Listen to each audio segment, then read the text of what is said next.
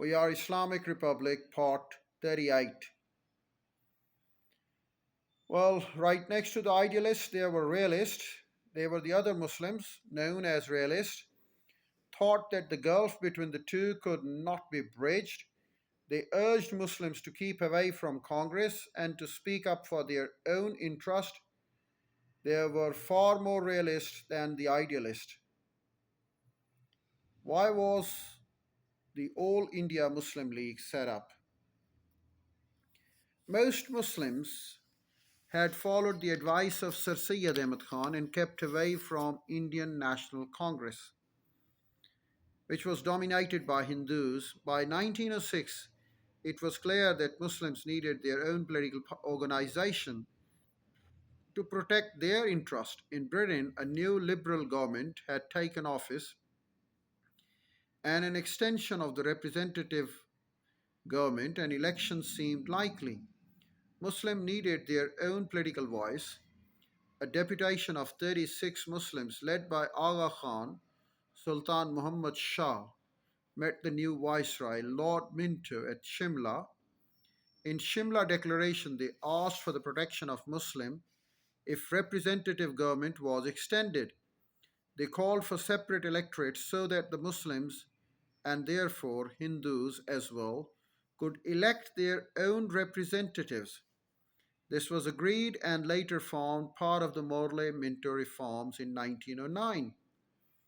The Simla delegation was the crucial step as it proved that the efforts of the leaders like Sir Syed Ahmad Khan for better understanding between Muslims and the British were paying off, and the British were willing to rebuild relations with the Muslims after the Bengal episode.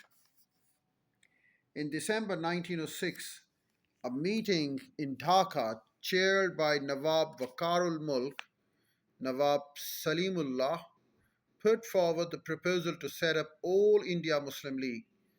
The meeting was organized originally for Muhammadan Educational Conference, but with so many Muslim leaders present, it was decided to settle the matter of having their own political party.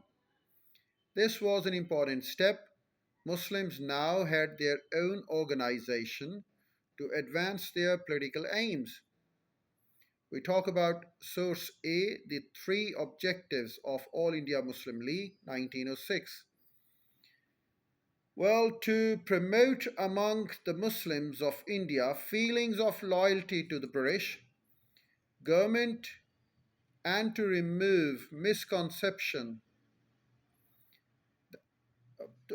to improve the feeling of loyalty to the British government and to remove any misconception that may arise as to the intention of the government with regard to any of its measures, to protect and advance the political rights and interests of the Muslims of India, and so respectfully represent their needs and aspiration to the government, to prevent among the Muslims of India the rise of any feeling of hostility towards other communities without prejudice to the other aforementioned objects of the League. Morley Minto Reforms 1909 was the popular name given to the 1909 Indian Consuls Act. Morley, head of the India office, said, "Reforms may not save the Raj, but if they don't, nothing will." The idea was to create more of a partnership with moderate Indians. The reforms allowed Indians to sit on the Imperial Legislative Council. Direct elections were introduced for provincial legislative council. Separate representation for Muslims and other minorities was included. The powers of the council to vote on the policies were extended, but these councils could only give advice and decisions were always on the hands of the British.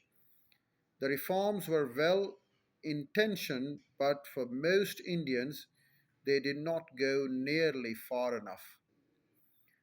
How did the Muslim League demand self government? In spite of the commitment to the feelings of loyalty, it was not long before the Muslim League turned against the British government.